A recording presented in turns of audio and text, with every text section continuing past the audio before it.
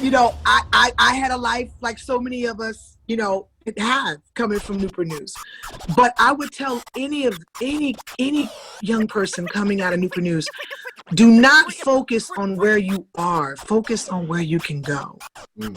And don't let anything hold you back. Nothing's impossible. No's lead to a yes.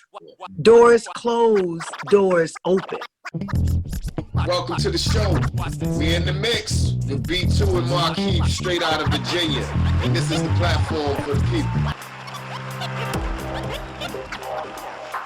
Yes, once again, good to be with you, my brother. And we have one of Newport News' native daughters here with us on tonight that is doing grand things. Can't even say big things, that's doing grand things. And we're so excited to have her. And we're going to let the world know. We have Miss Coco. Yes. Coco Brown in the house. How y'all doing? Yeah. And some of y'all may know me from 757, it's Farrell. Yeah, no doubt. Hey, look, you know, this is our first comedian as a guest, and I would say comedian, actress, what else should I say? You know, right. I'm a renaissance woman, honey. I'm a little bit of everything right now. Say again? I said I'm a little bit of everything now, especially because of this pandemic. Yes. Long time friend, extended friend. Still a theatrical icon from the city. Yeah, and you know, one thing about comedians, I think comedians are some of the most important voices that we have. You know, people that can speak the truth and cut the tension in a room and have people laughing over some of the most serious and most sensitive subjects. Yes. And, you know, I think comedians' voice is very much so needed. Even if you go back in history and you look at kings on the court, they always had their jesters right on the court. And you know, we want to think clown, but nah, that was probably the one person that would be straight up with the king and tell him the truth. Exactly. So we want to welcome on the show again, Miss Coco Brown. Thank you. Thanks for having me, family. This is like a little reunion. I went to high school with you. I grew up around the corner from BT. This is family. Yeah, definitely. Yeah. You and your brother, you know, graduating together with my man Kenny, you know. Yep. It's definitely nostalgic just to be able to spend this time with you. And since you brought that up, tell the people a little bit about you coming from Newport News and you being a high school teenager, and now so many years later you are where you are. How did all that come to pass? That was truly divine, the divine intervention, placement, because I mean I was raised the way I was raised. I'm supposed to be somebody's wife and mama with a bunch of kids in college or grown, and you know, I was raised that way. So when I graduated college, graduated from VCU back in the 90s, I'm showing my age. You know, when I told my mom I'm gonna try this stand-up comedy thing, she was like, huh? You know, we done prepped you with cotillions and high teas and debutante balls. This is what you gonna do? No, hey, look, you was Pharaoh with the EK frames. Oh my God. Why did Denise Batten post that picture? And I said, oh my God, I forgot when I had the little salt and pepper flip thing and I had the, oh child, not the EKs. Oh, you took me back. That was fly in the 1900s. I was fly though. You couldn't tell me nothing with my rider boots and my long leather jacket, my long black trench. You couldn't tell me nothing, okay? And I was coming to school in the 300ZX. I was pimping on them, honey. They wasn't ready. So tell us a little bit about how you first got into comedy, because I don't know if I saw your very first show or not, but we were in Hampton. It was so right outside of the Hampton Coliseum. When they had that little comedy club inside the Sheraton. The Sheraton, that's what it was. Yep. Was that one of your first shows, or was that? It was very early on in my career. It wasn't my first. Like my first show that was at home was at Club Pizzazz. Remember that club? Yeah. Oh yeah. Definitely. That was my first show at home. And I remember when we were leaving, my parents had come and my mother said, "Who told you was funny?" And now she's had to eat crow for the last 20 years. But, you know, I would have to say, I have to give a lot of credit to a college friend of mine, Onyx Lithicum. We went to VCU together. And when I moved to DC after graduation with my first job, he was really good friends with Chris Paul, who was on the Donnie Simpson morning show. Then he was on Tom Joyner morning show. And at the time, he had a comedy club in New Carrollton, Maryland called The Comedy Spot. And I had no idea this was all going on behind my back, because apparently they were, you know, saying they needed more female comedians. And he said, well, I know this chick I went to college with. She funny as all outdoors. I don't know if she want to be a comic. And they said, well, bring it to my barbecue. So I had no idea I was auditioning. I just went to the barbecue with him, and I was just me. And by the end of the night, his manager, Pop Thomas, was like, yo, you should come down to the club. You ever thought about being a comic? You funny. And I was like, for real? And he was like, yeah. And I ended up going to open mic night, and the rest has been history. I mean, it had never crossed my mind to be a stand-up, never. And it took, you know, Onyx seeing something in me I didn't even see in myself and put me in a position. I was going to ask you that when you went to college, you went on to college, VCU, share with us. What did you want to go into once you entered college? What was your major? When I first went to college, I went to college for broadcast journalism because I wanted to be Barbara Sierra. Okay.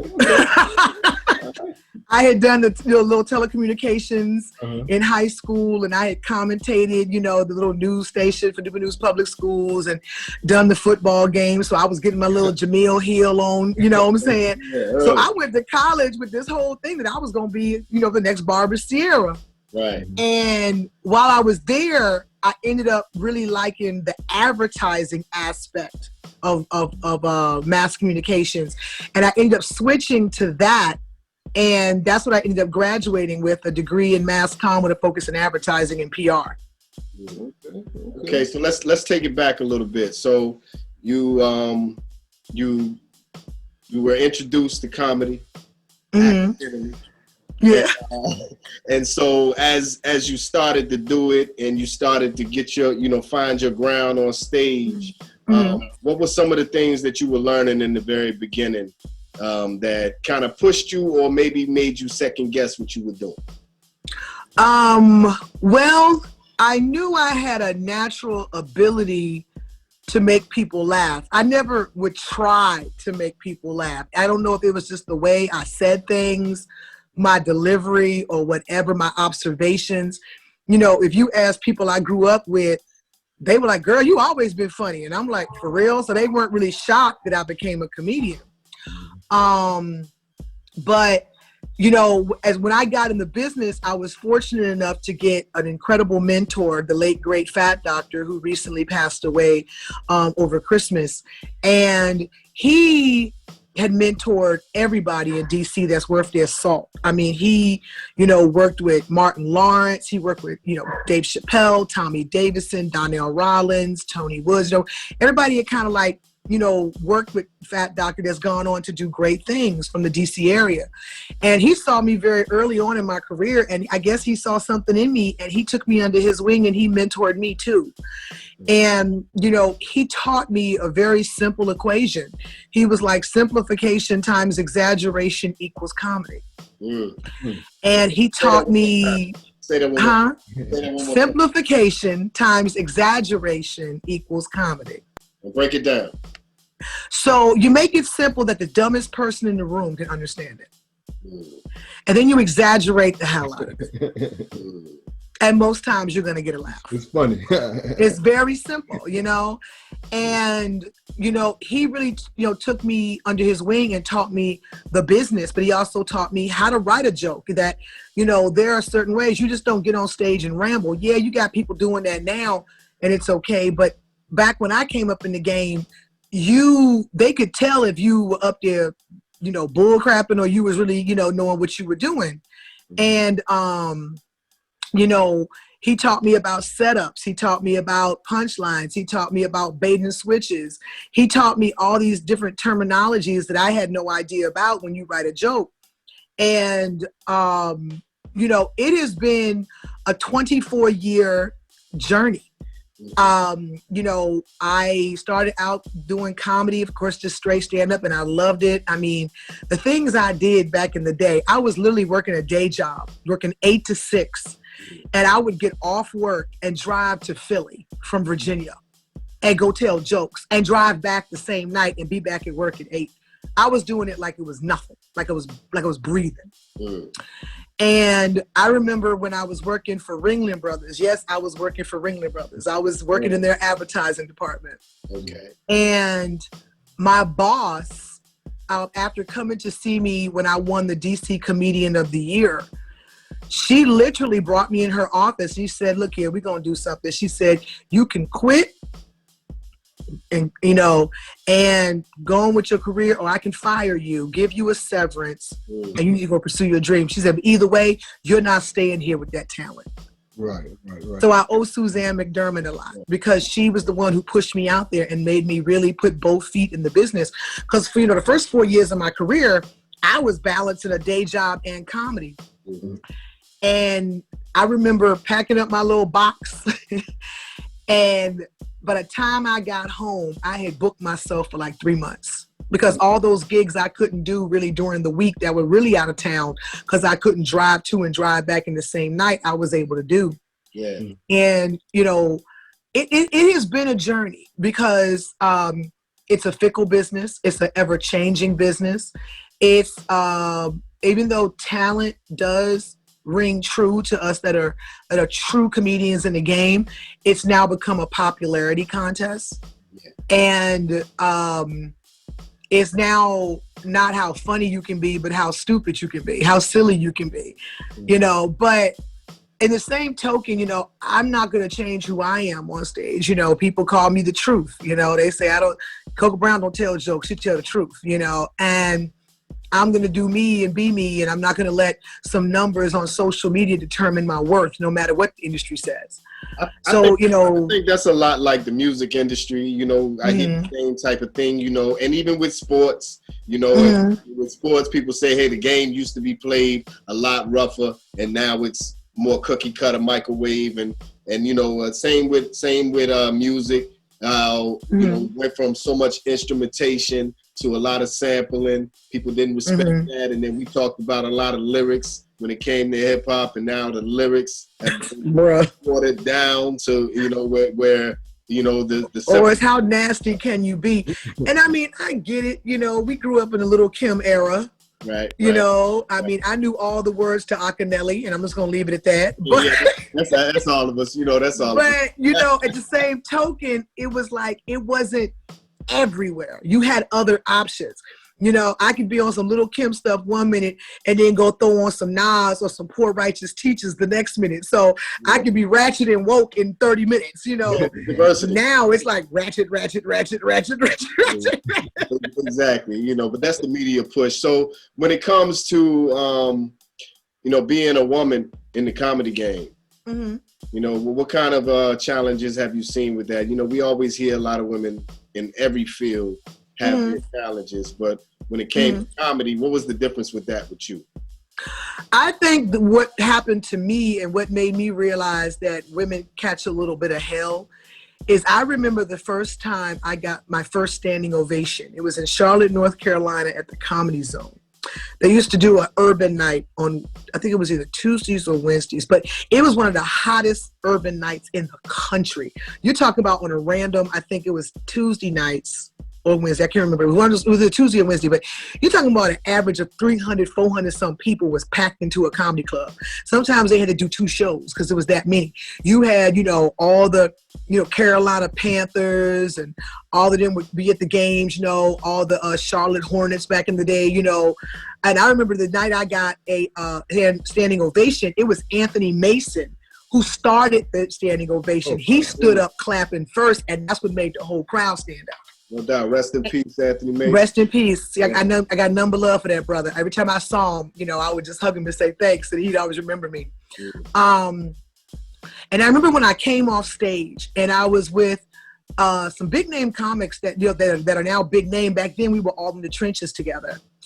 And I remember I came off stage, and they were like shaking their heads, and I was like, "What?" And they was like, they said, "Coke, get ready for the hate." And I said, why? And they said, because you just got funnier than half the NIGGAs in this business. And when I tell you, honey, that hate, and it was crazy because it wasn't even the female comics coming for me. It was the dudes. Wow. It was the dudes. Oh, I had to be screwing somebody. I had to be stealing jokes. It's no way I could be that funny all by myself. And it was like, and I'm sitting up here like, but I'm telling the same jokes y'all saw me tell, you know? And that has probably been the biggest challenge for me, is that they tend to not like super funny females. They like us cute funny. They like us safe funny. They like us staying in the box of just being foul-mouthed hussies on stage. They don't want us to actually have something to say and actually be thought-provoking and funny and really be up there talking more about, you know, other things than sex and stuff like that. And I learned that. And it's something that still continues to this day. That, you know, I'll go, when I lived in LA, I would go do like the Comedy Store or the Improv, you know, and they would have me like going up like second or third. But by the time I turned around, they had me closing. And I'm like, why y'all got me closing? Because ain't nobody trying to follow all that, Coca. You be going too hard. Why you got to rip that hard? And I'm like, I don't know any other way. You know, I was raised by wolves in this business. Right. You know what I'm saying? It's take no prisoners, either do or die. Yeah. And, you know, I was raised by wolves in this business. You know, my mentors in the business, you know, outside of Fat Doctor, you know, was like Tony Woods and, you know, Talent and JB Smoove and Mike Epps and Capone and Rob Stapleton and, you know, Mike Yard. And you talk about beasts, Freddie Ricks, Patrice O'Neal. These was beasts in the business. Hey, pop your collar when you say that now. Right. You know, these was beasts. And they took me under their wing. Like I was one of them. Like they didn't see me as a female comic. They saw me as a comedian. And to this day, they're male comedians that if I'm on a show with them and they introduce me as a female comic, oh, they get hot. Yo, don't even put that title on her. She's a comedian. Yo, she's a comedian. I'm like, whoa, okay. But I love that because they see me as an equal. Yeah. But it also causes a hate and a rift amongst those, I guess, who are intimidated or I don't know, that feel like it's no way a female could be that funny on her own. It's no way she could have the whole room, men, women, young, old, black, white, rolling like that. She got to be doing some kind of voodoo or something. Like they refuse to give us our props. And I've had this conversation with other female comics who are beasts in the game, Leslie Jones and, you know, Lunell, and, you know, we hit that stage. We come to slay. We don't come to play. And it's across the board. It's something about female comics. They like us cute, screwable, and somewhat funny. Now you said some heavy hitters names that you're associated with off of what you've been through, and you said 24 years, right? 24 years.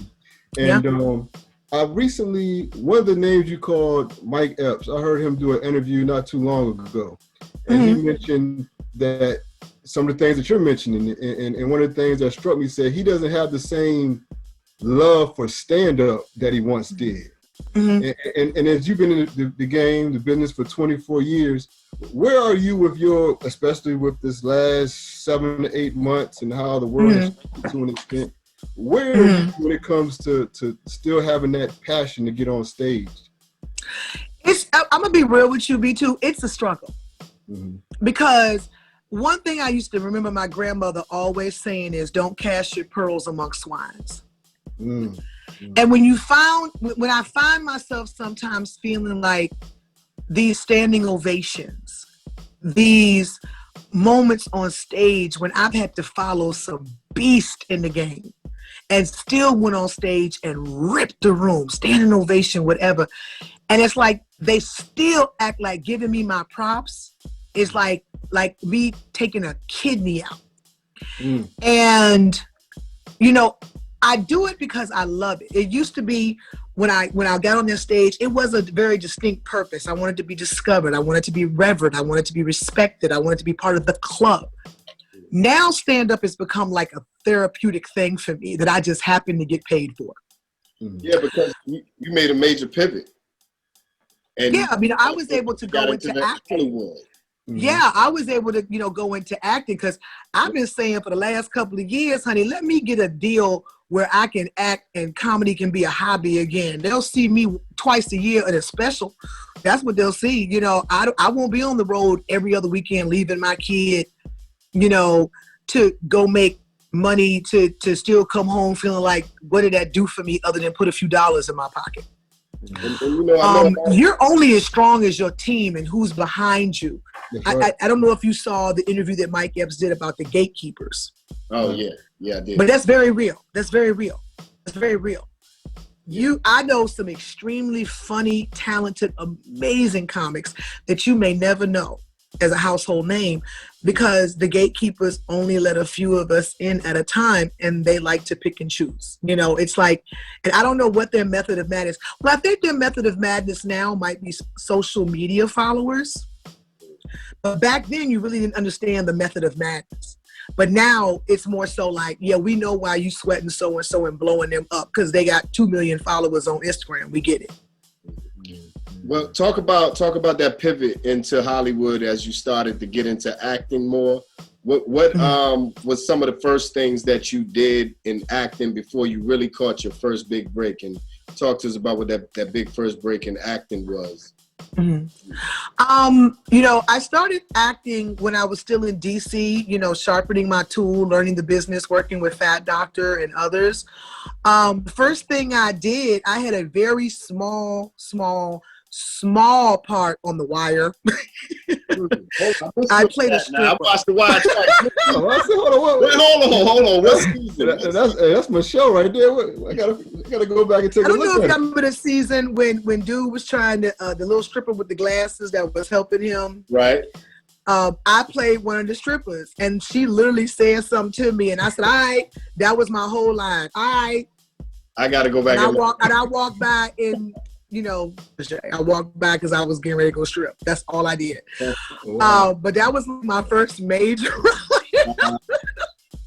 And then, I was like an extra in Head of State with Chris Rock. Mm-hmm. And then I did the Samuel Jackson movie. The one I think that was like the biggest break for me because I actually got seen.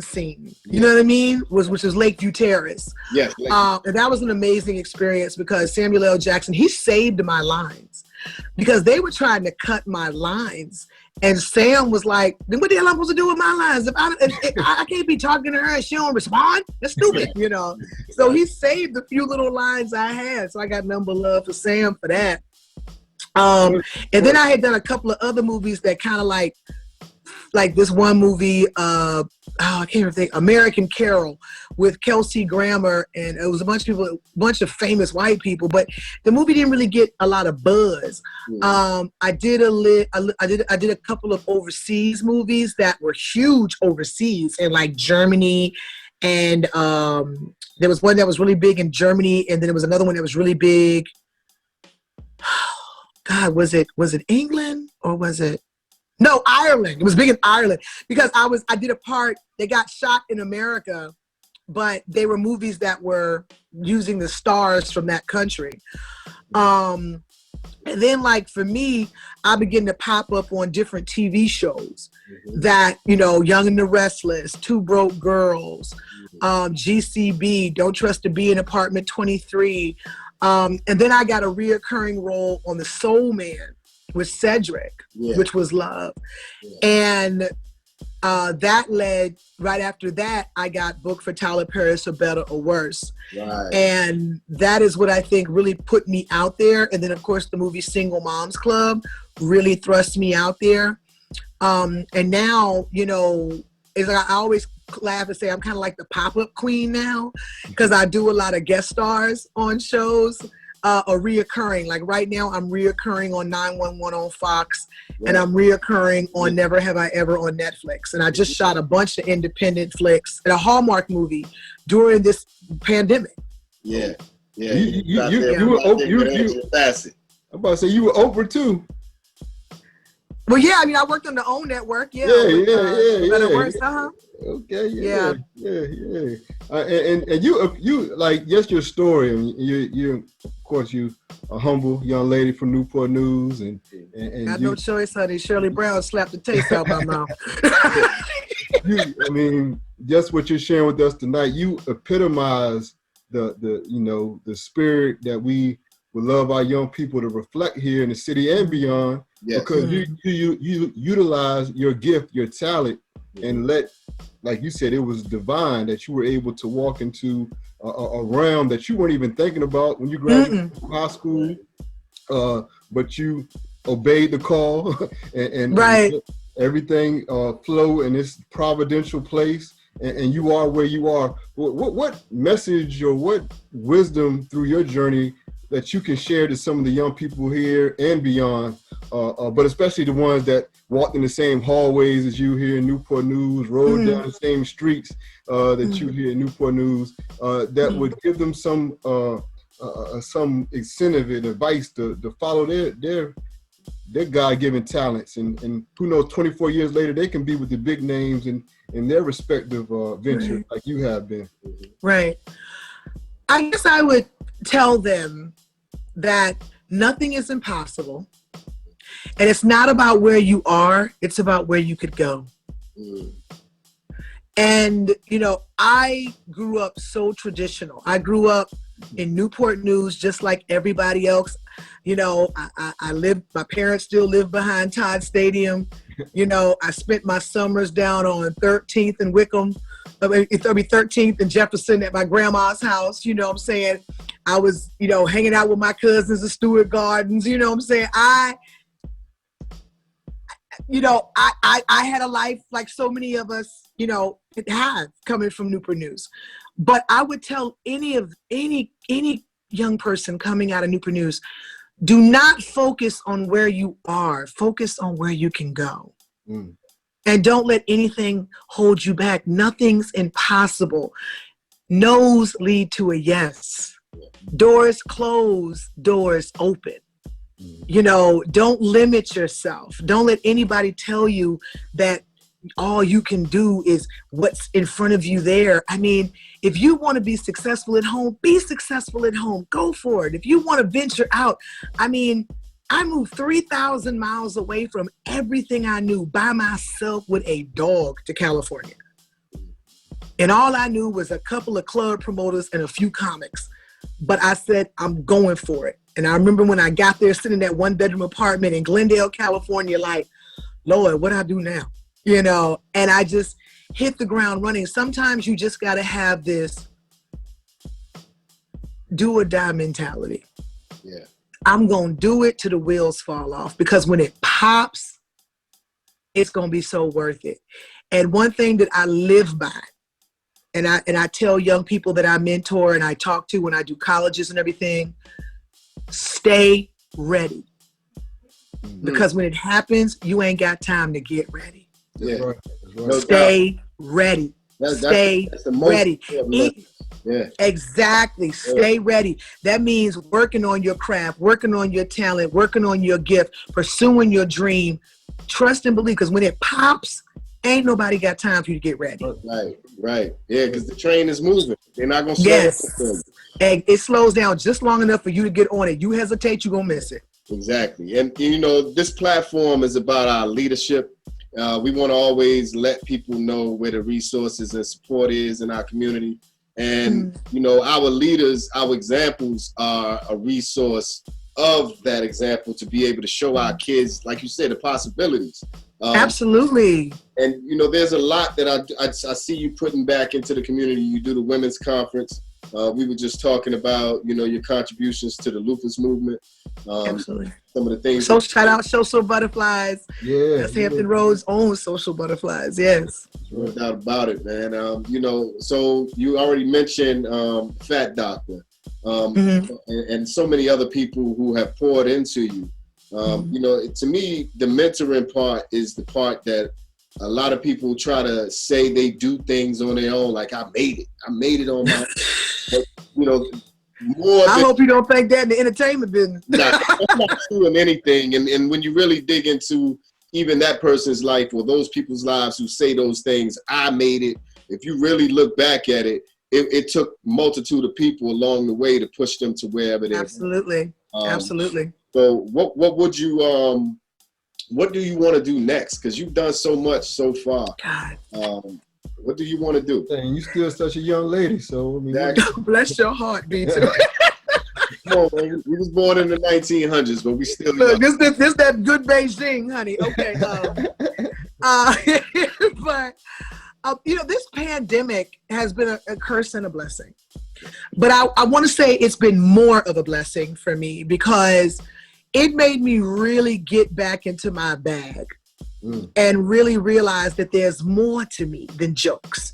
It's more to me than reading a script and being an actress. It's more to me, and stuff that I had kind of put on the back burner because I was so tunnel vision with those things.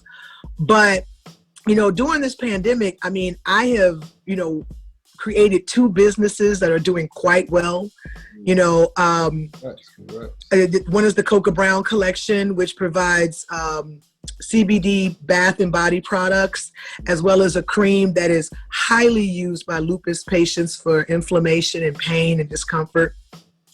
Then I created Coca's Cravables. I took my love for baking, my grandma's recipes, and my knowledge of CBD and made a legal edible business. You know, and I ship all over the country. And it has been the name of it again? Coca's Cravables. Yes, honey. I've got everything: brownies, cupcakes, muffins, cookies, gummies. I just shipped out a pineapple upside down cake today.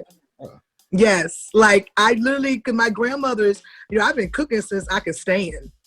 And my grandmothers were 2 Southern women that made sure if I couldn't do nothing else, honey, I could be cute, talk well, and cook. Talk about Conversations with Coco. You just started your podcast. Right. Conversations with Coco actually came from me and my friend Rob Vincent, who's from the Hampton Roads area. He's actually from Virginia Beach. He's from New York, but I met him in Virginia Beach where he's lived for 20-some years. He and I started a virtual networking event where small business owners from all over the country and world, because we have people from Canada, overseas, England, and we meet once a week to exchange connections and network with each other and help each other keep our businesses afloat. And that's been going on since April.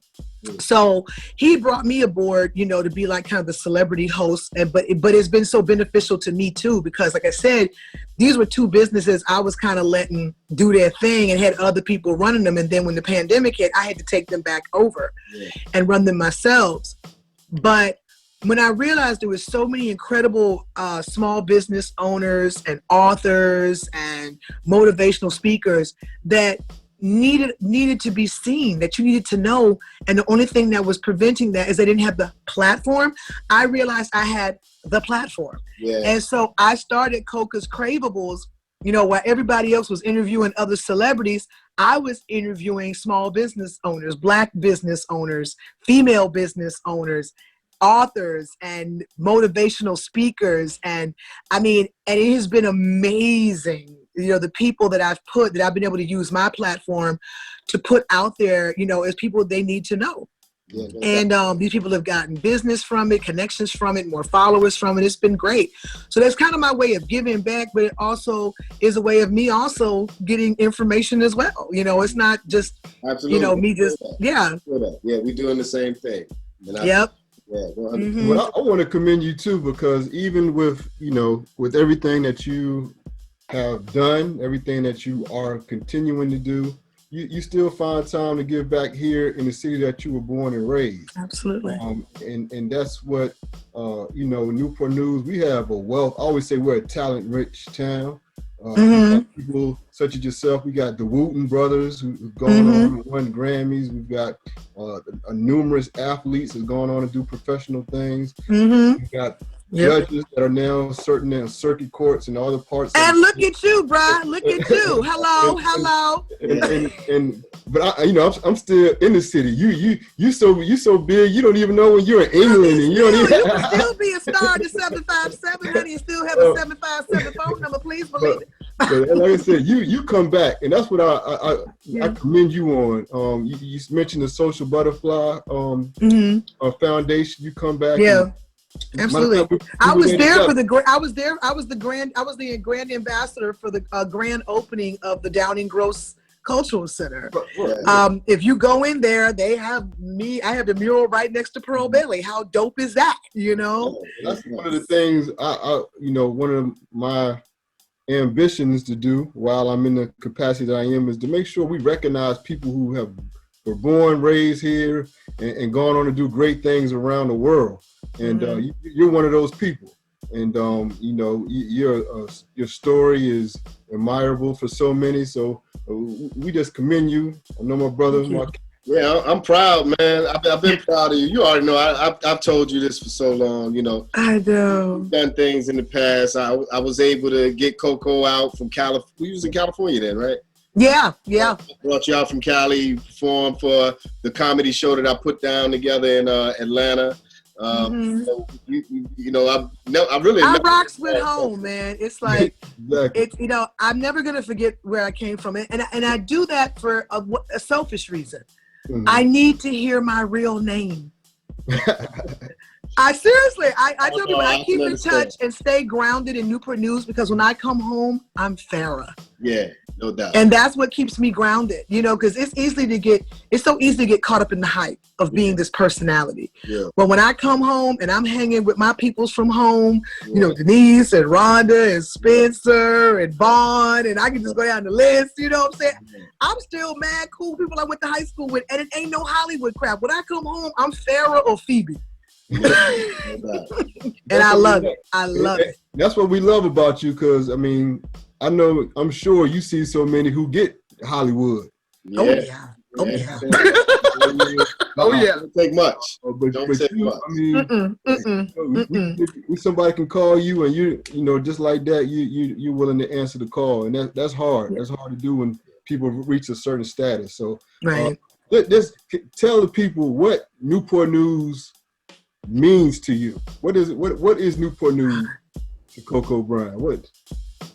It's home, and I mean that as just as I say it, as well as a metaphor for a place where I can take off the Coco Brown persona, that I can come home and I can just be me. I can be reminded that yes, I've accomplished these great things, but I got certain friends that'll be like quick to check me and say, "Girl, I don't really care what you done." It's that realness. It's that, I forget sometimes I'm a little famous. I'll be downtown 16th Street getting some egg foo young, and somebody will walk in and be like, "What are you doing down here?" That is so. I want me some black fried rice. That's what I want. I cannot come home and not hit the Chinese food place and chicken C. I have almost missed a flight over a big chick. Okay. Hey, that's 2 episodes in a row. The chicken C came up. Bruh, like I said, I don't know where they get that red soda. I have searched for it all over the world. It is nowhere but at Chicken C. Nowhere. But home to me is just that. It's home. It's where I can come home and I can just be Farrah, and I can take all of that Hollywood stuff off of me, and I can be me. I can roll up to Patrick Henry Mall and just hang out. I can go, skating on Main Street and nobody will trip. You know what I'm saying? I can go hang out. Look, I'm gonna tell you how gangsta I am. I be at the Doja Cat now with my old people, with the old people. Like, I can just come home and be me. And it keeps me grounded. It makes me recognize, like, saying, no matter what I do, no matter what I accomplish, honey, you can always come home and be fair. Yeah. When we open up, I'm embraced. Yeah. I mean, when I come home, it's a different kind of love I get. Yeah. And it ain't even like a Hollywood love. It's a Now, I mean, she home. We are. She home. Is that real? Yeah. Right. I've had fans be like, she don't want to take no picture with you. She home. She chilling. I'm like, dang, thank you. You know? Not a doubt. Yeah. No doubt, man. Anything else you want to say before we go? Just you guys, please, you know, keep supporting these brothers. This is an amazing platform that you guys are doing. And it is such an honor and a blessing to be just sitting up here looking at two incredible kings doing their thing for the community. This is why I love home, because Newport News produces some good brothers. No doubt, no doubt. And on that note, you in the mix. Welcome to the show. We in the mix with B2 and Markeith, straight out of Virginia. And this is the platform for the people.